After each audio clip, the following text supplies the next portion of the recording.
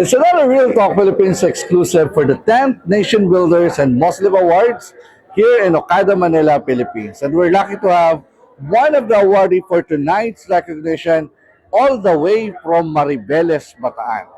Isa sa kinilala ngayong gabi para sa kanyang galing ang punong barangay ng Barangay Mountain View sa Maribeles. Kasama natin, Kap Amor Solo, Amor Santos. Magandang araw. Magandang gabi po, sir. Kap, ano po yung pakiramdam na kinikilala ang inyong kontribusyon at nagawa sa ng ganito kagandang at pinaka-prestigyosong award-giving body ng bansa? Overwhelmed po ako. Parang pakiramdam ko po, my feet is not on the ground. But this is my first time for being a first termer of Barangay Captain. So I did not expect this award. And thanks God, Muslim Award chose me as the one of their awardee this event. No? So this is a very prestigious and talagang kinakagalak ko talaga ito. And this is for my kababayan, kabarangay. And also I would like to thank them, also my council, my colleagues, my council, my staff, my employees in barangay, and also our boss, Joet Garcia, Kong Gina Garcia, and Kong Jet Nisay, our very supportive mayor, Honorable Attorney H.J. Concepcion, and Vice Mayor Jesse Concepcion, and also the Sangguniang Bayan. They are very supportive to our constituent, and thank you for them. This award is, they are part of this award. And of course, as an honoree, syempre may nakita po ang Muslim Awards with your leadership.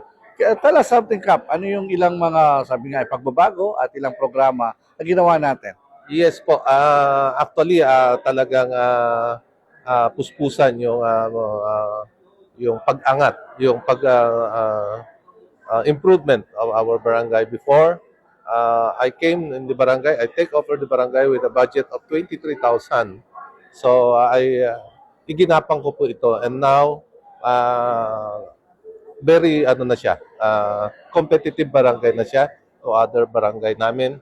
So because of the management, well management of the budget, of the financial budget, at syempre yung pakikisama sa mga kabarangay at sa mga manggagawa.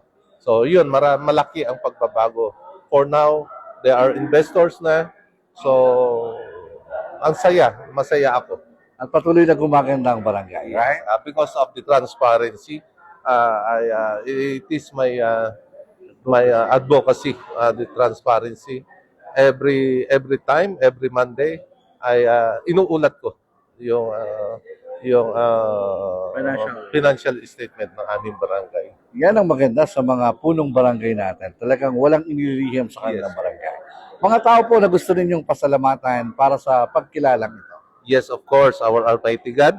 Salamat sa kanyang patuloy na paggabay sa akin, pagbibigay ng malakas na pangangatawan, and of course, my family, especially my wife, they are always in my back, my family. Siyempre, those people, my council, my staff, my constituents, and siyempre, yun nga, sila, mga boss natin sa So, thank you po sa lahat. Huwag kayong magsawang suportahan yung Barangay Mountain View, and also our stakeholders na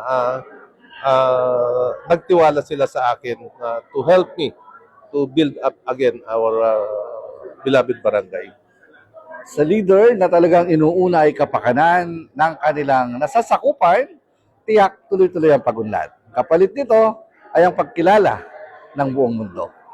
This is Leo Aresha, and this is Real Talk Philippines exclusive. Thank you. Thank you.